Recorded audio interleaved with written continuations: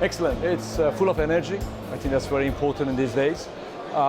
We are living in a world where uncertainty is on the rise. Global grain brings industry together, and that is extremely important, especially at times like this, when market uncertainty prevails.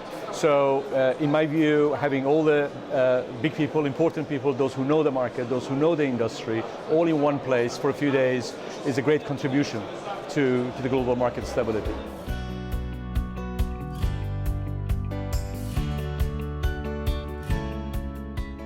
Well, problems are many, issues are many. Here we are to talk about grains. And obviously, what's happening globally vis-à-vis trade is, I think, the biggest issue. Trade restrictions, bilateral versus multilateral, I think are the driving factors in how market is evolving. And I think we are here to listen to the market experts as how they see this will evolve as we go on in the season.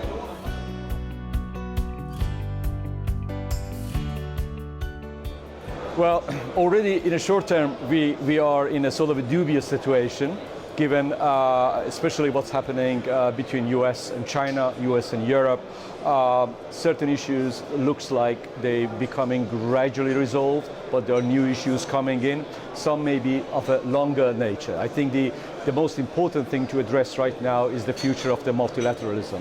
And if we go back to bilateral discussions and bilateral agreements, probably in a medium to the longer run, there's going to be a very heavy price to pay. So that is probably the most important thing right now to think about.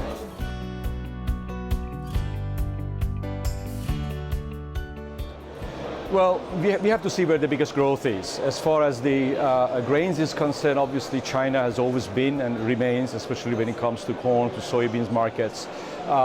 So it's very important to have a stable relation with China and know exactly what the situation is there. But if you look at the sort of a more global picture, as we also heard this morning here, when you're looking at the wheat market, you have Africa. You have to look at areas where economic growth and population growth, which are the two important drivers, basically will address what we would talk about demand in the future.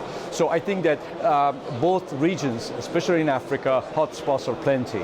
And I think prosperity in Africa is going to be extremely important in bringing market stability for the future, for investment in agriculture, both in Africa and for countries which would like to sell to Africa.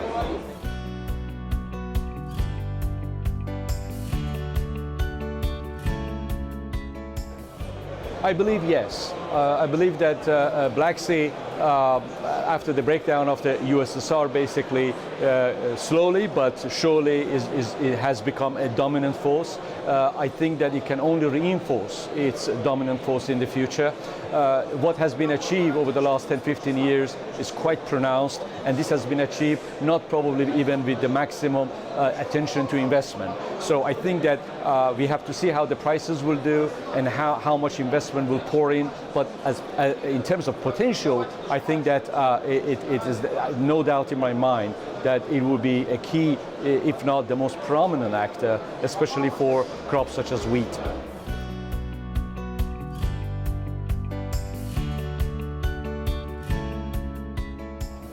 Well, in a way, he has been promoting Brazilian and Argentinian market. I think the farmers there, if they could vote, they would have definitely voted US, Mr. Trump.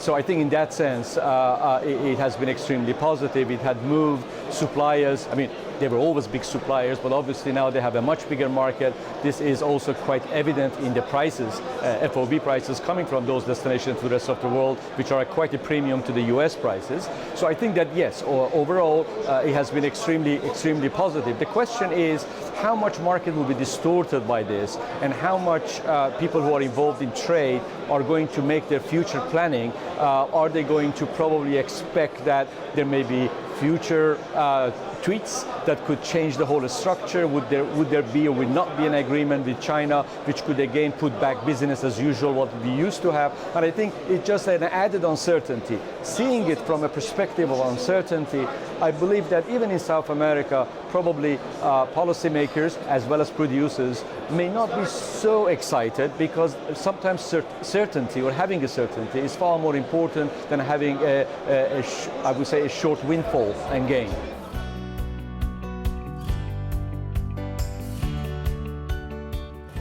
yes, there shouldn't be a major problem, especially this year. And of course, prices are dominant. If things get a little bit tight, I'm sure the other soybeans, even from US, could probably make a U-turn and somehow make it there. We don't see an issue for soybean this year. Corn market, the same, I would say. It just all these things are happening anyway in a year where there is not a major supply. If anything, there is more of a what's going to happen to demand. So in a very short term, there is not an issue. But as I said, as we go into the next season, as planting season starts, as farmers would have to decide what to plant, what not to plant, both in North America and in South America, I think that is going to create a kind of an uncertainty that will be, for most analysts here and probably elsewhere, not that easy to predict. And that is not a very good thing.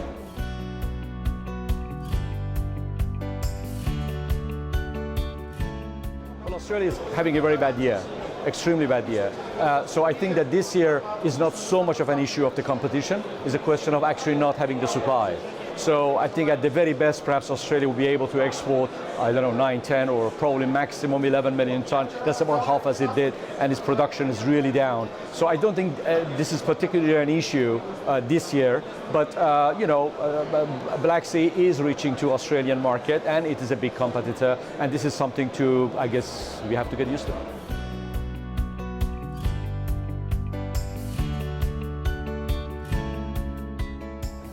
I represent G20 for Agriculture Market Information System, and I believe that through G20 talks, we have seen quite an achievement in terms of moving forward, and it does provide quite an interesting platform for dialogue.